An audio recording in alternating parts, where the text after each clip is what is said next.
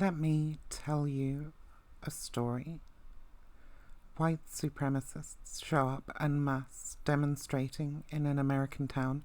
They are met by anti-fascist protesters who march through the streets chanting, "No Nazis, no KKK, no fascist USA." Fights break out between the two groups. There's property damage, and some are injured. And when one white supremacist drives his vehicle into a group of counter-demonstrators, a young girl is badly hurt. You've heard this before, right? Well, here's where the story is different. The year is 2002, and the town is York, Pennsylvania. The young girl survived, as did a man who was also taken to hospital for his injuries. But the memory of the Battle of York, as it was known at the time, did not. At least not in the popular discourse. Which is why, when a hauntingly similar series of events occurred in Charlottesville in August of 2017, and this time the self-proclaimed neo-Nazi who carried out the vehicular attack claimed the life of 32-year-old Heather Heyer, it shocked and surprised the English-speaking world. Many of us hadn't seen it coming. Many of us were caught off guard by the rise of a violent right wing in the United States. Many of us didn't know it had happened before. But Daryle Lamont Jenkins was present at both events. A self-described anarchist and anti-fascist, Daryle Lamont Jenkins is the executive director of One People's Project, an anti-fascist non-profit that researches and reports on far-right activities. In the videos you can find of him online, he is mostly seen engaging in verbal altercations with far-right people, and he and his organisation is known for dock-dropping or exposing white supremacists and neo-Nazis to their employers. But there's another side to the One People's Project, a policy they call showing hate an open door. This involves being open to speaking to those who are having doubts or might wish to leave the movement. I caught up with Daryle Lamont Jenkins to speak about anti-fascism, the far right, and whether we should actually be talking to Nazis.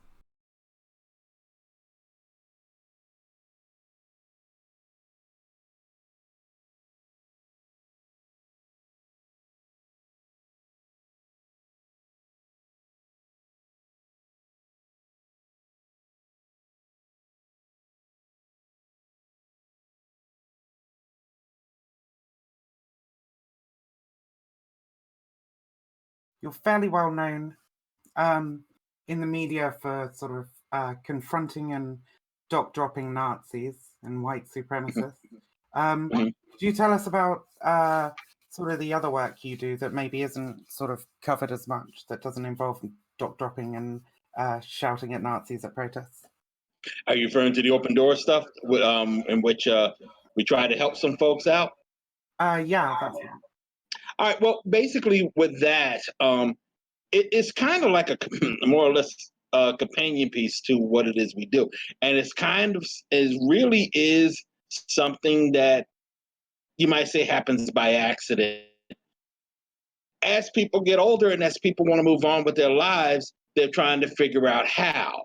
So they don't know who to talk to and things like that. So we basically are prepared for that. So whenever somebody comes along and says they want to get out, we're there. We'll lend our ear. We'll listen to them. We hear what they want to do, and we, of course, needless to say, we take it slow because you never know when you're just being infiltrated or whatever. But the fact of the matter is, we try to remember that these people are human beings, and definitely we try to help them if they truly want to help, if they truly want to get out. That's never been an issue for us. And we encourage it. We do encourage people to come out. But the thing is, what I tell people is that you do still have to come to us because we're not going to go chasing everybody around trying to encourage them to get out. If you don't want to get out, then we have to deal with that. We have to deal with that on another plane because you're still a danger. You're still a threat to people. And we have to look at that first. So But once you do come into the realization that you can't be about this anymore, and it's time for you to get out, we try to be there. We try to be there, and we try to help as much as we can. Sometimes it works out, sometimes it doesn't. But for the most part, whomever has come out with us has pretty much been successful in that regard. So I'm glad about that. Awesome. Okay. So a few of us here work to try and help de-radicalize people.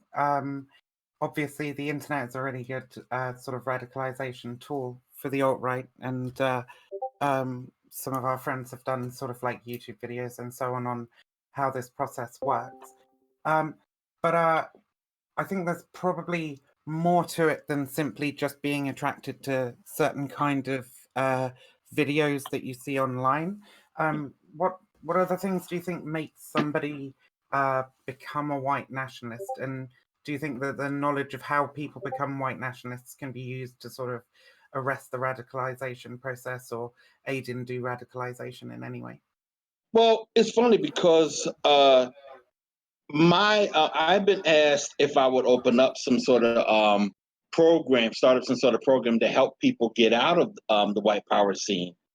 And one of the things that I said is that if I do that, and more or less when I do that, it would not just focus on trying to get white supremacists out of those circles. It will also be about getting people out of gangs, having them out of cults and the like.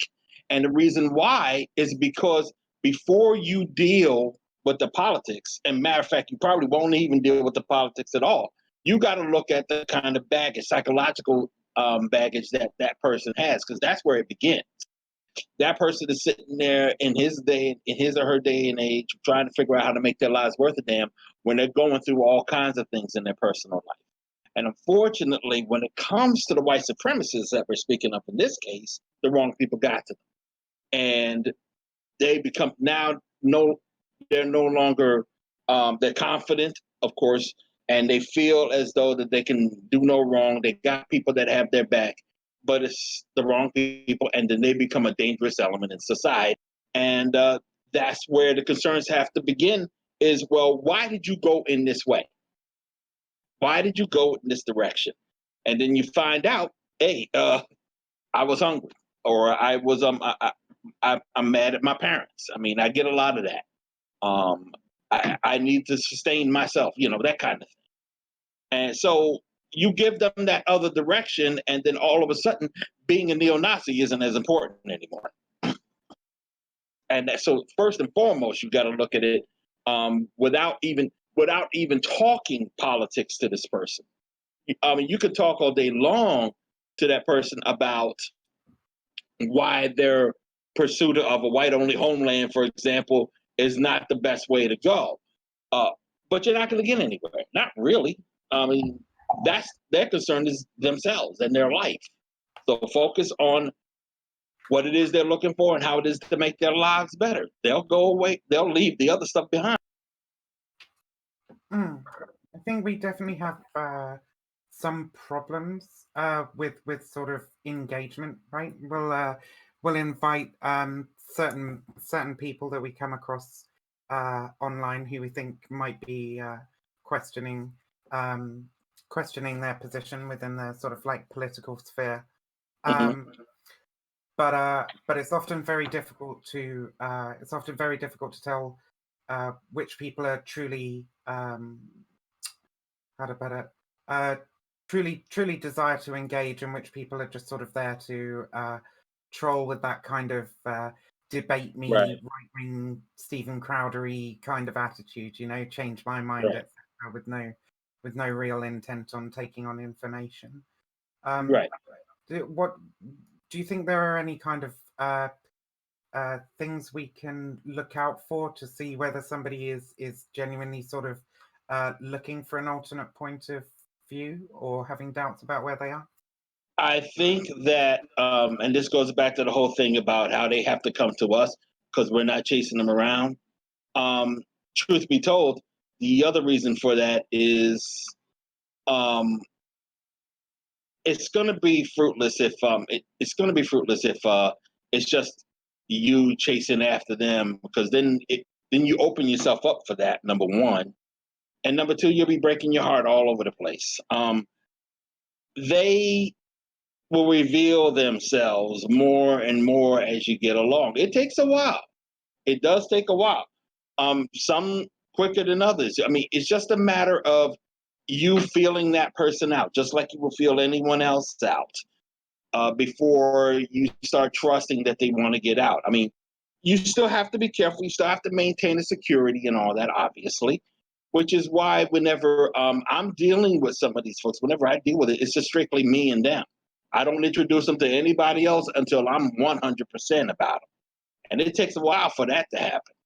I mean, and you also have to remember, if you're dealing with people with psychological damage, they could be on the up and up, and they can just as easily fall back into that world again. So you really want to make sure that everything is on the up and up. I mean, they could be legit, but they have a lot to prove. They have a lot to atone for.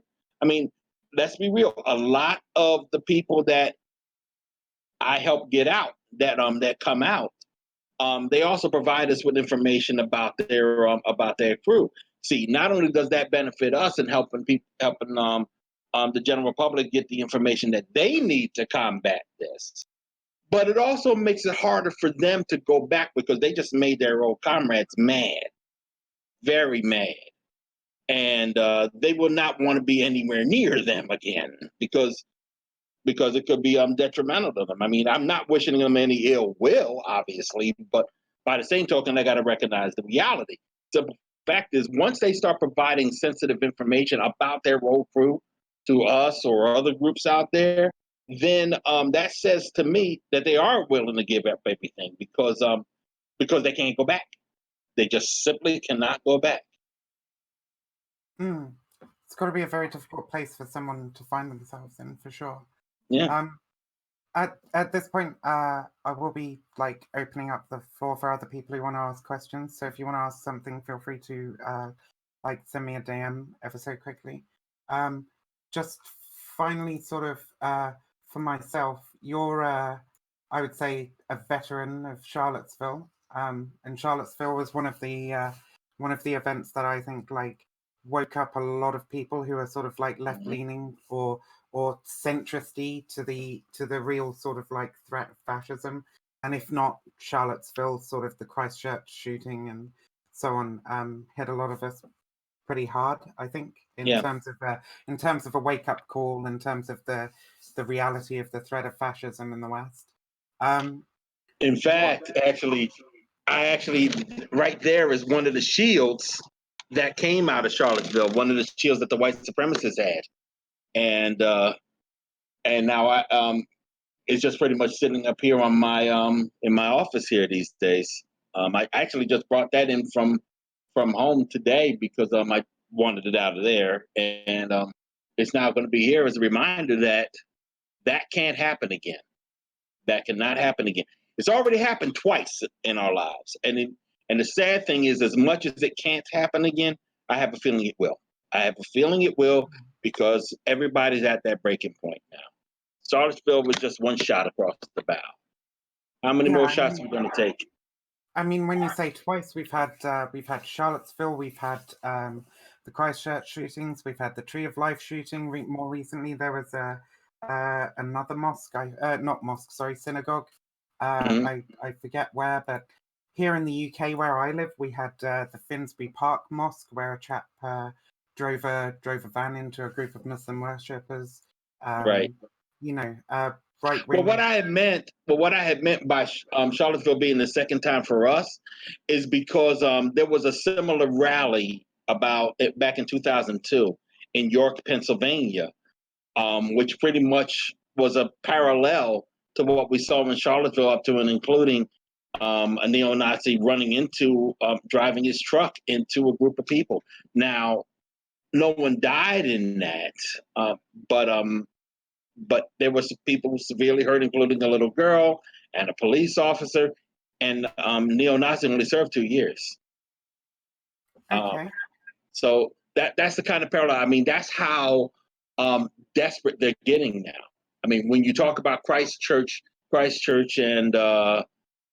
and all the other shootings that we have seen at the synagogues and what happened in the UK, do you think that you can expect to see more. And let me add, because of the recent election, they're really feeling their oats. They really think that they're untouchable. So that's one of the reasons why I think we're going to see a lot more of it coming.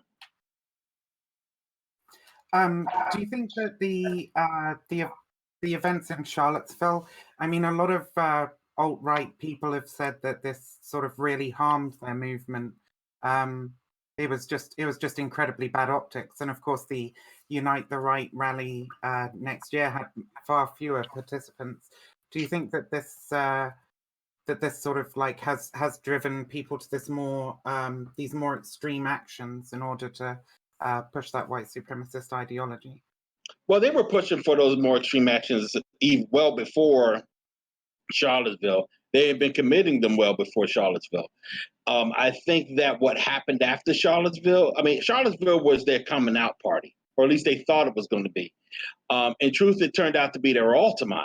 And by that, I mean, where Woodstock was about peace and love, and it was a big success. When they tried Altamont that same year, people got hurt, people got killed, and it was the end. They always say that it was the end of the flower power age or what have you. This Charlottesville was the end of what was of all the momentum that the so-called alt-right was having up to that point.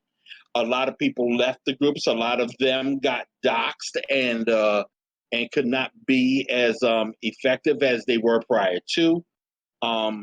They are now downplaying their racism and their hate mongering and more or less painting themselves as the victim of Antifa or whatever to help themselves get over in this day and age.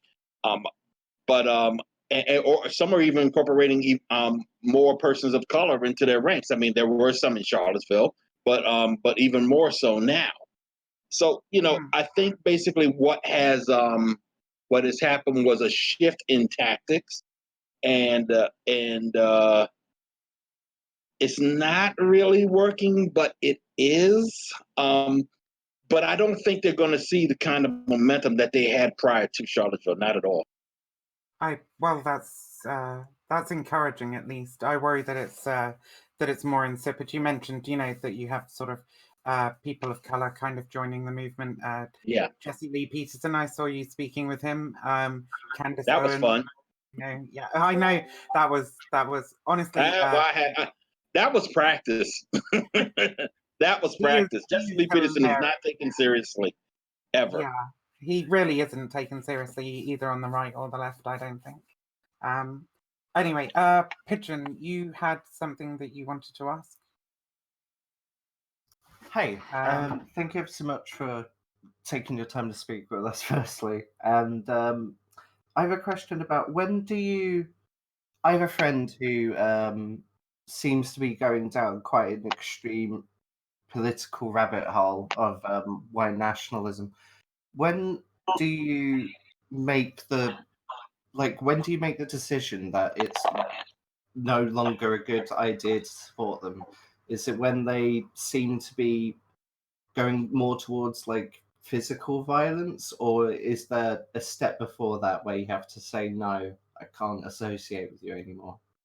You wish it would be before they got into physical violence, but for a lot of them, including a person who we did the movie about, Brian Widener, violence was the order of the day. I mean, that is what made their life. What makes the difference is often simply them growing up.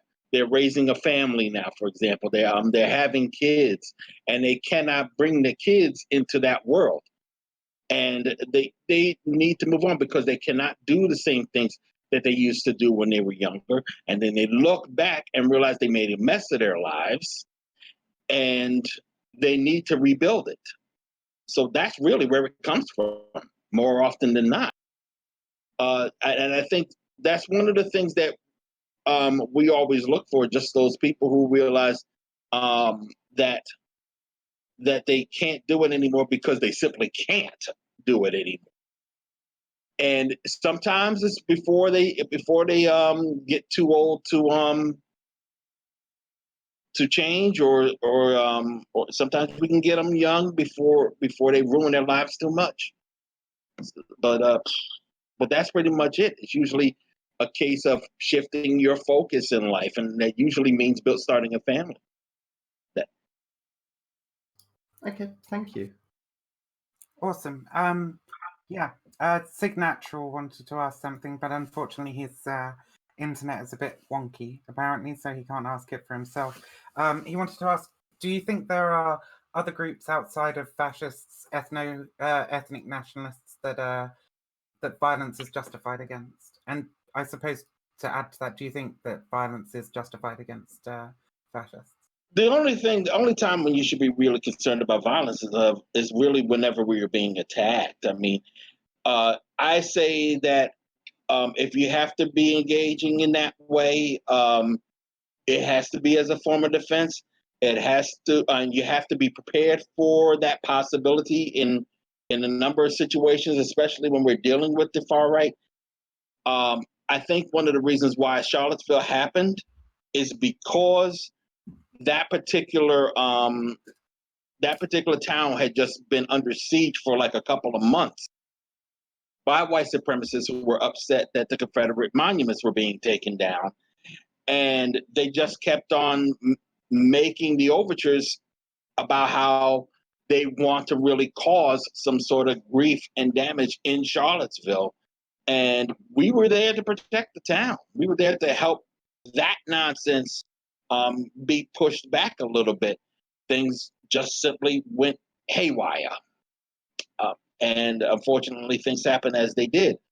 But as you will probably hear some folks talking, that if we weren't there, they would it could have been a lot worse, because that's all they wanted to do was hurt people. So you wouldn't be in support of the chap that ran up and punched Richard Spencer, for example. What do you feel about milkshakes? They're delicious. But you know what? I mean, I think that when you start talking about the fact that those things happen, truth be told, I just tell people, look, I can understand the frustration. I really can, and I will not. I don't think it'll be fair for me to condemn people who lash out that way, and I will have their back whenever they get in trouble, because I do know I do feel that they are still decent people. I would just say that not to let your frustrations cause you to lose control. I mean, that's just a simple response to that. I mean, I'm not shedding any tears for Richard Spencer or anybody that gets a tasty beverage on their lapel. You know, I am, and honestly, when I see the milkshakes thing, I just think it's funny. I mean, these are people who really do not care about your well-being at all. I mean, that's who's been zeroed in. That's who they've been targeting, and I couldn't care less about them. But by the same token, I want people to deal with them in a way that keeps them out of trouble, because you're not the bad guy. You do not want to give them the upper hand in any size, shape, or form. So while I won't shed a tear for the Nazis, I will tell you that to try to de-escalate as much as possible. I'm not gonna admonish anybody who's doing it, but I'm also gonna say de-escalate as much as possible. I'm gonna have to... It's weird. It's a weird thing. It's a weird thing, because I know folks want to try to not even want to try to. Folks want to try to stay away from the violence as much as possible. Obviously, folks want to stay away from the milkshakes or punching Richard Spencer in the face. But Richard Spencer's calling for Black genocide in an article that he published on his website. You know, I mean, and so was the guy from New Zealand who got egged, or from Australia. Mass genocide of Muslims, or rather, there were some people that were doing that. And it's like, how am I going to have sympathy for these guys? Have you heard them talk? So that's one of the reasons why I'm being hesitant on admonishing anybody that's engaging that way, because they're dealing with bad people who want to do even worse than throw milkshakes at people. So that's the only reason why I'm hesitant on admonishing or calling people out who do that. I'm gonna have to agree. I mean, I think up until probably about a month ago, even I was still very much of the opinion that there's absolutely nothing wrong with punching a Nazi. But I've got to confess, I feel like it does give them it's bad optics. It gives them tools to paint themselves as a victim and not as the violent people that they are. Yeah. Well, yeah, but we still recognize them for who they are. Sometimes the optics don't matter.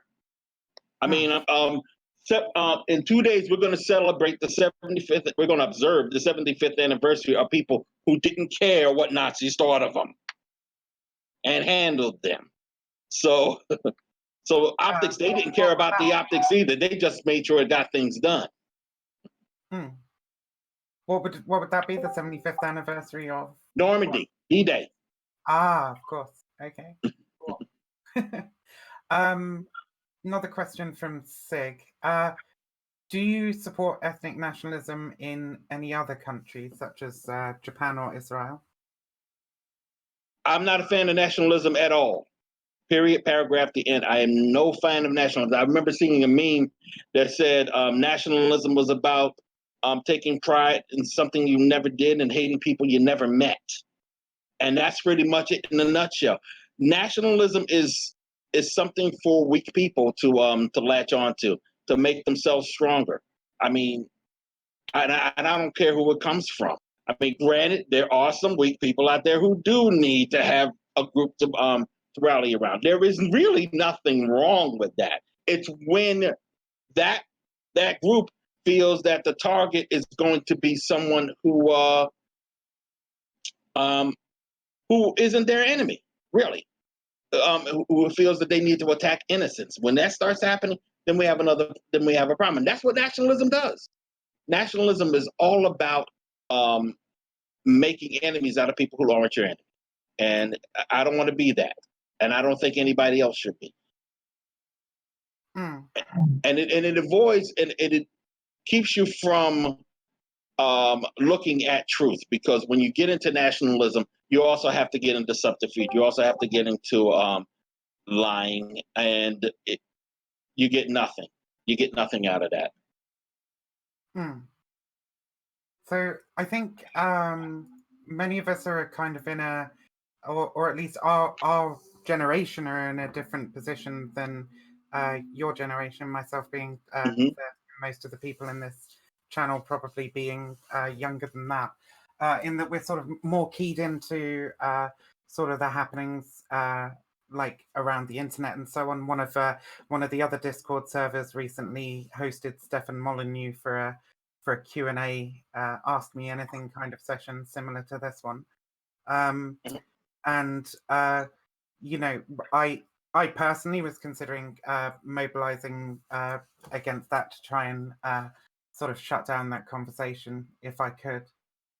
But how do you feel about sort of like freedom of speech on internet platforms, and do you think it should be protected for people because of the risk of it being, false flags being used against sort of left-wing and anti-fascist people, or do you support sort of online anti-fascist actions such as false flagging accounts and so on? Well, freedom of speech isn't really an issue. I mean, everybody has the right to speak. Everybody has the right to say whatever they want to say. What I don't like is freedom of speech being used to shut everyone else up. If I'm going after a Nazi, if I'm going after a fascist, I don't want to be told that they have freedom of speech as if that means I'm supposed to go, oh, okay, I'll leave them alone. I mean, I have freedom of speech too. I want to tell people exactly why that person is a scumbag, And if people feel that they don't want to have anything to do with that person, they have that right as well.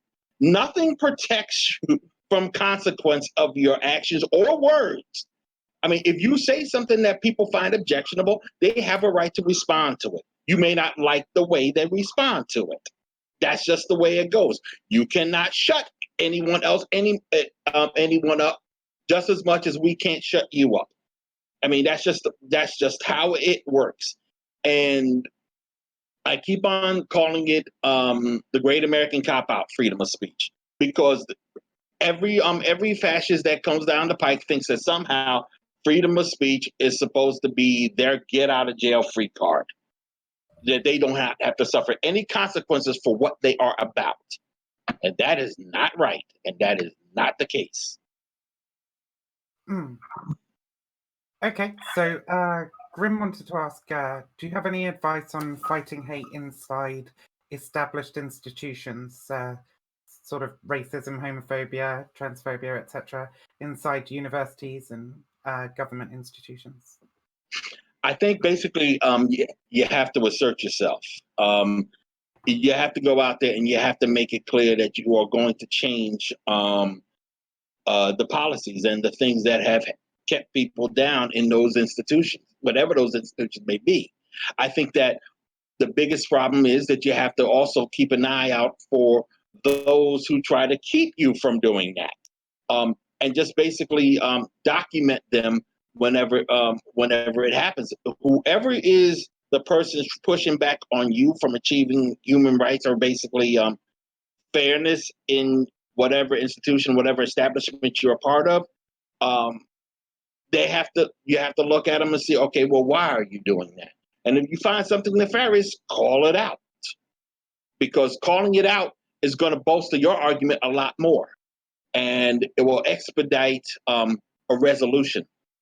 Do we try to befriend fascists in order to expose them to other ideas and give them a route out of white supremacy? No. Like I said before, they have to come to you. It's just like I always use my father as an example, because he was a drug counselor, and his thing was he ran a drug rehab center not too far from here that was pretty much a boot camp.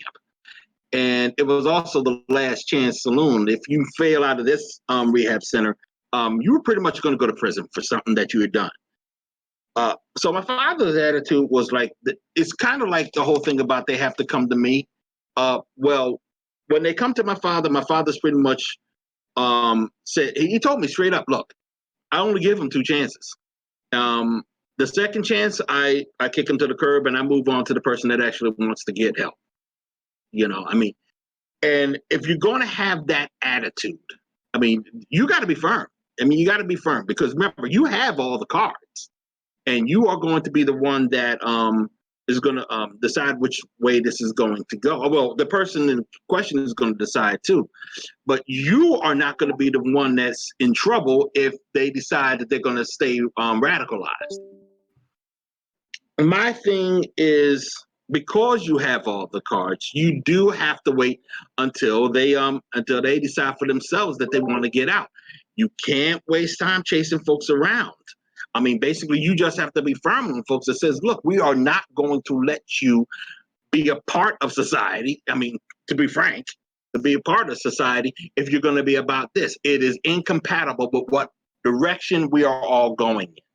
So sadly, you are going to be fighting a lot of folks until they decide that they don't want to fight anymore. If they don't want to fight anymore and they start sending out hints that they don't want to fight anymore, then open the door to them and then let them know. I will say, however, that you don't have to be a jackass about it. No. There are people that you can just, make a subtle, nod to say, look, whenever you want to get out, I'm here. And I wouldn't say it like that, just in the sense that sometimes you'll see me on videos talking to some of these folks, and I would talk with a genuine concern about their well-being, just as an aside. They pick up on that. They pick up on how honest you are about where they're going to go with their lives. I mean, when they pick up on it, then they realize you might be someone that they can talk to later. but you have to be mindful not to put your guard down too much. It's a tricky thing, especially when you're dealing with it online, because for me, online hardly works. I always have to have a face-to-face, and that's not always going to be the case, especially not on a platform like this. It's going to be tricky here because it is a back and forth. It's a back and forth having a Discord war. But it's just a matter of seeing how much you can feel out about a person and to whom you can just throw out those little hints to that you're not going to be a jackass to them. The only thing I could say about an online approach, I mean, face-to-face has always worked for me. On the phone has always worked for me. I mean, ironically, I helped somebody get out that we used to spar with all the time, just simply by talking to her on instant message all the time. AOL instant message back in the day, like 2003. But that conversation even started off with us sniping back and forth with each other. And then all of a sudden we just started talking frank to each other about the various scenes that we have seen. Turned out we was even at the same show in South Carolina at one time because I was a roadie for a band that was playing. So once I brought that up, I broke the ice, and that was the beginning of her transformation.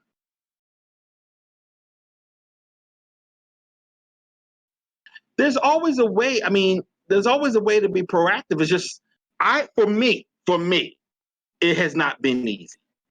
I cannot say how you would approach it, but what I would say is the best way that you can approach them if you're trying to recover them, so to speak, is to try to get away from the political discussions as much as you can. If you do that, they will start letting their guard down and being a little bit more candid with you. And then you can be somewhat a little bit more candid about yourself. Be careful with that. You don't want to give them too much information. But if you can get them to that point, then you might see a change in their way of thinking and in their and in their outlook. That's probably the best way. If you can pull them away from the politics, if you can see a little way to while they're talking, to just pull them away from that, that might be your best avenue. That's why it's a little trickier when it comes to online, because we spent the past 20 some odd years of the internet just allowing everybody to be anonymous and allowing everybody to do whatever the hell they want to do online. It's not like I'm calling for censorship or any nonsense like that, but we do have to recognize that this is a different world than IRL. And because of that, you don't see an increase in radicalization, but more of an expression of it. I mean, I think that because IRL is still IRL, they can only do but so much. But the way to deal with that is just simply, sadly, a lot of the folks that are online just have to have their platforms taken away from them. That's why they're complaining about social media. The less avenues that they have, the harder it is for them to do the things that they do online. And sadly, this is where the doxing comes in, by the way. You have to recognize that the scariest three letters in their world is IRL, because if things that they say online end up showing up at their job or in their schools, then all of a sudden they realize that everything that they have been doing has real world consequences. So, and unfortunately, that is not everybody can always get to that. You're not always going to find out who somebody is online in order to do that. Like I said, it's tricky. It is really tricky. Is there any way we can reach you or contact you? You can always reach me. I'm almost never on Discord. But you can always reach me on Twitter, D Lamont Jenkins, Instagram at D Lamont Jenkins, and just hit me up via email or something that dlj@onepeoplesproject.com. Those are the best ways to hit me up. When you're talking to fascists, it's very easy to get like bogged down in the political stuff. Is there any way to avoid doing that? What I would say, I mean, of course, you can't avoid entirely the political stuff. Keep your head about yourself. It doesn't mean that you can't push back. If you're trying to de-radicalize them, now granted, I bite into them all the time. I basically try to take the piss out of them every chance I get. Because when you're Nazis, I simply have no respect for you. But if your focus is to de-radicalize them, you can be firm, you can be hardcore, just simply try to avoid insulting them, maybe calling them names or whatever. Don't try to protect them, because you might be protecting somebody who needs to come up from hurting somebody that you don't know about. Don't try to protect them. Let me see. I would say when you come across somebody on this platform or on other platforms that want to spar with you, spar with them back. But spar with them back perhaps in a way that they'll get it. If they still want to be a dick right back. I mean, you don't have to take that. But if you could try to get them to understand exactly where you're coming from or what it is that they're saying, because remember that everything that a fascist is about, everything these guys are about, is in fact a lie. And the best defense against them is going to be truth. Just show them the truth. Just show them, look, man, your rhetoric and your thing is something that somebody put in your head, and you need to start thinking for yourself if you're going to get over, if you're going to win this thing, because what you're about right now isn't going to be long for this world. It's something that I said in the documentary at the very beginning. I said you can. So, and the reason why they're asking will be the second question is, well, why should I have anything to do with you? And they're going to have to understand, again, that their actions have real world consequences. And you know what? Something else too, remind them that no matter how much they come at you, in the end, they're going to be hurt more than you will. You are going to go home. You can dox me as Antifa, and I just get annoyed. Dox them as fascists, and the lives are ruined. Tell them that. Remind them that you can't hurt me. You can't protect them. So you can have the common interest, but don't let them pull you in their direction either. You don't want to sympathize with them too much, because while you're talking about your common interest, that uncommon interest is detrimental. So you got to be mindful, but you got to try to pull them in your direction as much as you can while you talk about that. Just simply ask them, since you're not talking politics to them and you are talking about the common interest, well, tell them, well, why are you going about this direction like this? You don't need to do it like this or something like that. Or tell them, if this is what you are looking for, let me get you away from this BS and help you along. You don't need to be a Nazi to preserve your race and culture. I always tell people that. I mean, I don't like nationalism, but I can understand the need to preserve a culture and heritage. There are some rich cultures and heritages that I would want to see preserved, but it doesn't have to be at the expense of others. It doesn't have to mean that I cannot enjoy my life as much as you enjoy yours. We all have different approaches. Some of us are like slightly more to center than others. But one of the things I like to do is, as you know, putting myself in the middle of sort of like fasci discords and so on, where you've got like large groups of people who are just sort of like speaking in an echo chamber and just sort of like sticking a spanner in the works there and attempting to show that like some of the people that they denigrate are in fact human beings and sort of intelligent people. And I feel also like if we show them up in front of their friends, I don't think everybody's capable of doing that. I think you have to have spent a lot of time listening to their arguments, researching them, talking to them in order to get to that point. And I don't manage it 100% of the time. But when you do make somebody look like an idiot in front of their friends, I've gleaned a lot from that. Like you do get people messaging you saying, oh shit, I never thought about this in that kind of way, and so on. And then they sort of like they do reach out to you as well. I think anti-fascism is a multi-pronged approach. We can work at de-radicalization, and we can also work at what other people would call political violence. False flagging, doxing, all that sort of stuff as well. There was a guy I remember one time. I was at a Glenn Beck rally in D.C. and he was a neo-Nazi, and he just walked past me, and I started chasing him, causing him all kinds of grief. Until he called the cop over, and I had to leave him alone. Couple of weeks later, he found my cell phone number. This was around the time that I had my cell phone online, because that was the best way to reach me.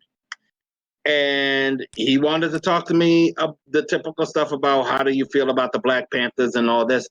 And in conversation, immediately in conversation, he started becoming amazed by what it is I knew and how and regarding the Klan, and I was making sense to him in regards to how I feel about the Black Panthers. I told him about the whole thing about how I'm not a fan of nationalism. The scene, music is always an icebreaker. If I can start talking to you about music, I got you. It's not necessarily a tactic, it's just the way I am. So when I started bringing up some of the bands that I was fond of, he recognized the bands and he was a fan of theirs too. And eventually, and remember, this guy called me to try to pick a fight. Within a year, he was giving me information about a secret Klan rally that was happening in Philly that they was trying to bring him into. If you see all the documentary, I had a whole bunch of some Klan flyers that that was supposed to be distributed. It came from this person. I did see that part actually. The flyers were pretty horrific. You got that really sort of racist caricature of an African American being hit over the head, and some of those were pretty damn disturbing. Yeah, and he was supposed to go around his neighborhood or go around a neighborhood and just throw them on lawns and just keep going. Instead, he gave them all to me. Well, and that was after a couple of months of talking to him, and he started becoming receptive really quickly. And he was one of those guys that still to this. I mean, unfortunately, he's still a Trump supporter. Baby steps, but he was but he's somebody who likes to come and talk to me, bust my chops every now and again, and I'm fine with that. So long as he stays in communication. But this is a guy. But that same dude realized that there was something wrong with the direction that he was going in at that point. And not only gave me all the information that about gave me all of his literature and his Klanhood, actually. That Klanhood was his too. But also told me exactly when they was going to try to have that clandestine rally. Incidentally, the guy who put together that clandestine Klan rally in Philly is sitting in jail right now because he tried to take a shot at somebody in Charlottesville. His name is Richard Preston. How do you feel about all that paraphernalia that you acquire? I mean, I noticed you don't burn it. Is it sort of a bit of trophy collecting for you, or what use does it have keeping it? Yeah, it's worth keeping because you want to try to. I mean, for me, I like to archive that kind of thing. I mean, I like to keep it. So not so much trophy. I mean, you might say that the shield over there is a trophy. as well as a white power patch from my street days that I took off a Nazi. You might consider them to be trophies, sure, but they're also historical. I mean, we may not look at it that way, but it's just something that when you want to understand a little bit more about a certain era, about a certain time, it's good to have things from that time to look at. So I try to keep. So I always encourage people when you're getting out, just send the stuff in my direction. I mean, I have so much white power material that if the FBI ever raided me, I think their heads would explode. But yeah, I mean, I'm a historian, and like previously, I feel like I've probably been on the wrong, because of that. I've been on the wrong side of the tearing down statues argument. well, How do you feel about sort of tearing down Confederate monuments, and how do we distinguish between which ones have sort of historical value and which ones are sort of used to oppress in the modern age? well, even the monuments were there to observe and uplift white supremacy. It even says so on some of the foundations of those monuments. I think that paying tribute to the Confederacy is stupid. Really, I mean, it's not. It has no place here. You don't have to pay tribute to things that are bad. You can recognize the history of things that are bad, but you don't have to pay tribute to it. So I'm totally fine with the monuments coming down. And if you want to put them somewhere where they have a little bit more of a historical value, sure, you can do that. I always tell people I would burn a Confederate flag, but not if that Confederate flag was made 150 years ago. Sorry, I passed over one of our other users. I got quite a few DMs, and I forgot to mention someone. Miso, or Mistro rather. Do you want to ask yourself, or do you want me to? I'll ask it. Do you feel that patriotism is comparable to nationalism, or at the very least a pipeline? It's not a pipeline. It is nationalism. Period. Look, you can have pride in like I said before, your culture and your heritage. You can have pride in America. I don't think, but I think in the context of what we're talking about now, yeah, it is a part of that. It is nationalism. But if you want to wave the flag of your origin, by all means do so. I mean, there's nothing wrong with that. But if it's done, but like I said before, the meme is best. It's when it says it's taking pride in something you've never done and things you've never done and hating people you never met. If your patriotism does not do that, then it's fine, really. I mean, I would consider maybe I have to correct myself there. Patriotism doesn't necessarily mean nationalism, but when it goes into nationalism, be afraid. Okay. Yeah, I mean, I would consider myself a patriot. I love England, but I love England because it's it's a country that has a rich history. It's exciting. It's interesting place to sort of study, and it's a beautiful. It's a really great sort of melting pot of cultures. I feel very lucky to be in a country where I can sort of walk down the street and speak to people who are from Bangladesh or India or wherever, Well, that's what I like about my area. South Caribbean, yeah. And I hope one day I can get out there. I was hoping to get out to UK in this summer, but I don't know. Just simply the funds aren't there. If somebody changes that somewhere over the course of the summer, by all means.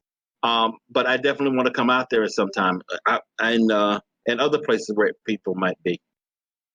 Yeah, I mean, I feel like we do have a and there aren't many English people in the channel, so I'm sorry for speaking about this at any length.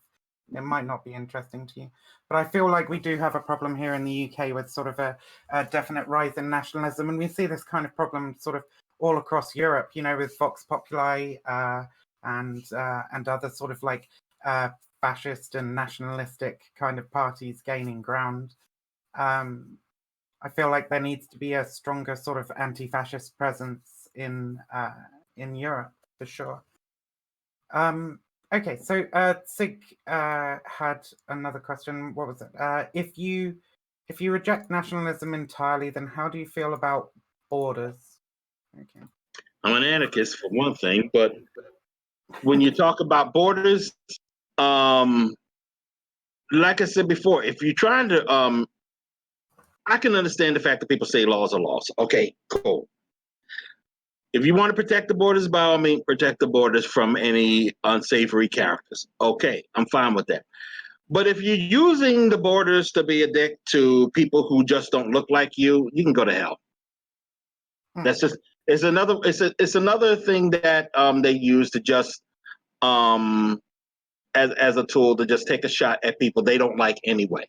Because if you do come here legally, if you do come into your land legally, they're still going to attack you.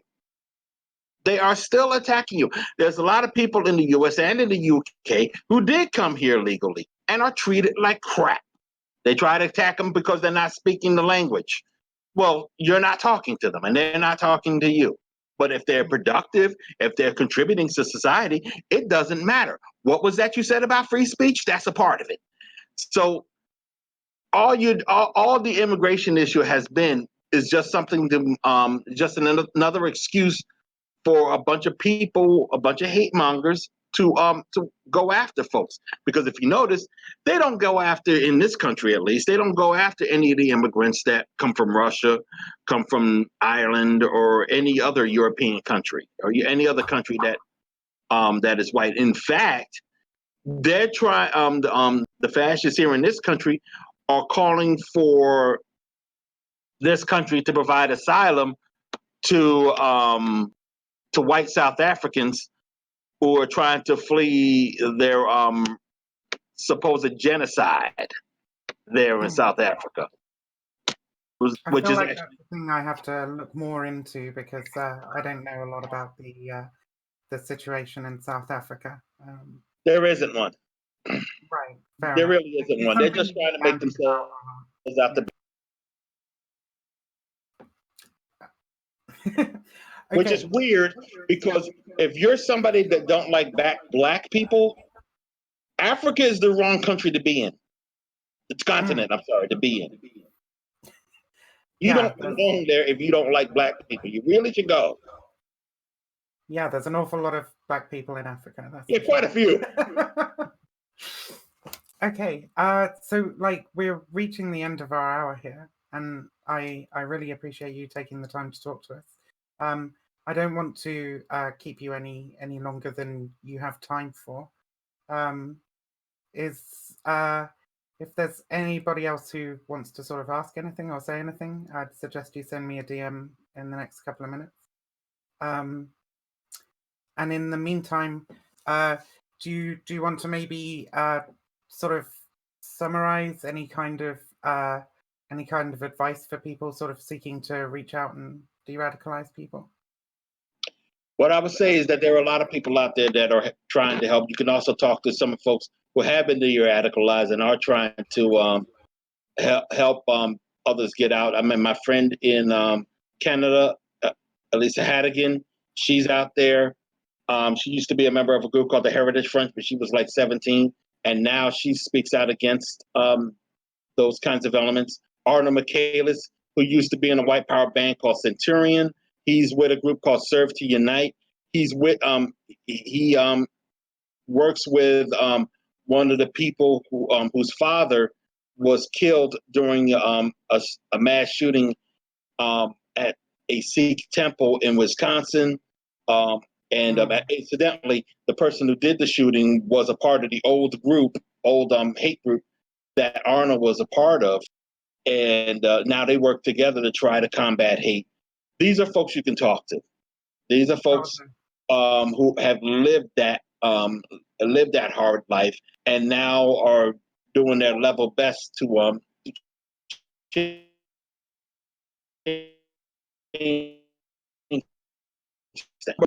but before all that, I would definitely say the fact that you're out there trying to do it in the first place means that you are already on the right track. It's just a matter of figuring out how. And it's not going to be, there's not a boilerplate approach to it. It's not always going to be the same approach with each person. So, so what will work for one person might not work for another or at all. So just remember that. It's just the way it is. Yeah, it's always going to be trial and error, always. And if and sometimes it's, like I said, sometimes it's successful, sometimes it's not. But that's the way life works. That's just the way it goes. And unfortunately, if it doesn't work, that means that there is going to be a conflict of some sort. There is going to be some sort of confrontation, and that's really unfortunate. But do as much as you can to de-escalate situations, and you will be a lot more successful at doing things. It's awesome. I'm getting a lot of just sort of tell Daryle thank you for being here messages, which is cool. Thank you. Snack wanted to say something before we. Yeah, Daryle, I just want to say I've been a fan of yours for a little while. Keep up the good fight, also. But I wanted to know what your thoughts on deplatforming as a method of fighting the alt-right. It did work in the past. You know, it pretty much killed the American Nazi Party. But I was wondering if you thought in this age of interconnectedness, whether or not you think that deplatforming is a tactic that could still work. Yes, absolutely. In fact, that's basically how things work. The less, the fewer outlets that individuals have to function, the better off everyone will be. I mean, we are dealing with bad people. We are dealing with people who use those platforms to do harm to us. So the less you see them, the harder it is for them to platform, or rather, to platform others to create more that are like them. I have people that are upset about the documentary. Some people that are upset about the alt-right Age of Rage documentary, as well as probably even Skin, only because they feel that it's giving bad people a platform. They feel that Brian still has a lot of atonement. Okay, that's fair. He agrees with that, actually. They feel that we just gave Richard Spencer a platform to advance his own political agenda in the documentary, the alt-right Age of Rage documentary. Richard Spencer does not even want to talk about this documentary because it did not paint him in a good light. He cannot use it in any form of positivity. And most importantly, in a rare thing, it actually gave a lot more to folks that are fighting the Nazis. So not only Richard Spencer doesn't like the documentary, but also a lot of the folks on the so-called alt-right don't like the documentary. I noticed that the documentary was posted on the Discord chat somewhere on here on the server, and that particular link is from a white supremacist who did not want people to pay to watch it on Netflix or what have you. And that's why you see a lot of people in the comments just slamming the thing. And as long as the Nazis are slamming it, you can't call it platforming. They do not want stuff like this out. Those are the kind of things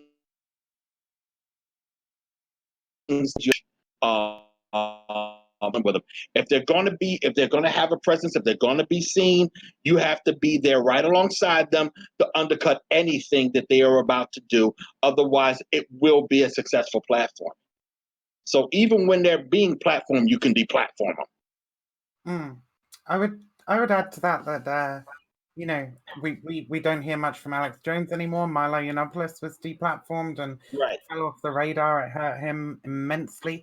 Tommy Robinson, there's a fantastic video of him going around recently where he's practically crying his eyes out about how he couldn't run an effective campaign because he was banned off of Facebook and Twitter or whatever, which stopped him getting a seat in the European elections. Man, I think it definitely does well. He did get a milkshake, didn't he? Tommy Robinson, yeah, he's had milkshakes. He's had all kinds.